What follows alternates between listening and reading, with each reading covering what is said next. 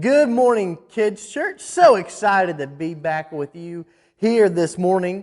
I have an awesome message for you today. So I just find an area in your house where it's really quiet. If the TV's on, just turn it off. If you have an iPad or some kind of electronic device, just turn it off for a little bit and just hear what God has to say to us today.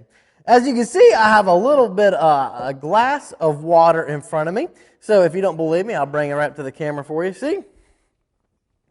There you go. You can see there is water in it. Now, some of you will say that the glass is half full, and some of you will say that the glass is half empty.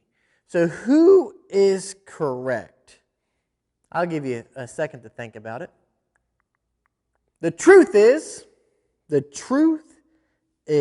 you are both right. If the glass is half full, then it is also half empty. But some people like to use this sort of a question to test out what kind of personality some people have. You know, an optimist is someone that looks at things positively. So they would say the glass is half full. A pessimist will look at the negative side and say the glass is half empty. And there is a story in the Bible that tells us about optimists and pessimists, and it changed the whole entire future of a nation because of this. So before we dive into the story, let us go to the Lord in prayer. Dear Heavenly Father, we just thank you so much for just the time that we have here today together. God, I just pray that your word will be said and that you will just move in the lives of these kids. God, I can't wait to be back with them again, Lord. So I just pray that time's a lot closer than later. In Jesus' name I pray. Amen. So, here we go. So the children of Israel had traveled out of slavery of Egypt, and they were walking towards the promised land, the land of Canaan that God promised to their forefather Abraham. You know, when they arrived at the border of Canaan, their leader Moses sent 12 spies into the promised land. And when the spies came back, two men, being Joshua and Caleb, reported that the promised land was everything that God said it was. It was a land filled with milk and honey. It was ripe for the taking. God was faithful, and God was going to fulfill His every promise that He said. But 10 spies brought back a different story than Joshua and Caleb.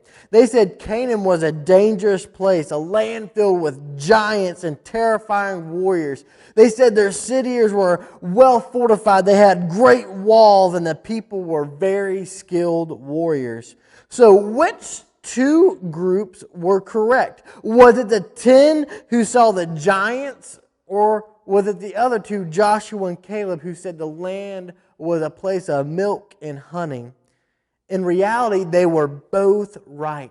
Canaan was the promised land, a land filled with milk and honey, but it was also a country of giants, and God had promised to give the land to the Israelites. But after all the miracles God had performed to lead the Israelites to the promised land, who do you think they listened to? They listened to the 10 men who talked about the giants. They became very afraid. They were so afraid of the giants. Some of them said they would rather go back and be in Egypt and be slaves. Because of this, because of their fear and their doubt, the Israelites ignored Joshua and Caleb, and God punished the entire nation. And they were forced to wander in the wilderness for 40 years until every one of them had died. You know, God would let their children, led by Joshua, enter the promised land instead. You know, one day, guys, you will be faced with your own giants, challenges that seem impossible to overcome. And when that day comes, there may be people telling you to give up, to quit. But it is God who made the promise to you. So be careful that you listen to Him and not listen to pessimists. Believing in the Lord is not mere optimism.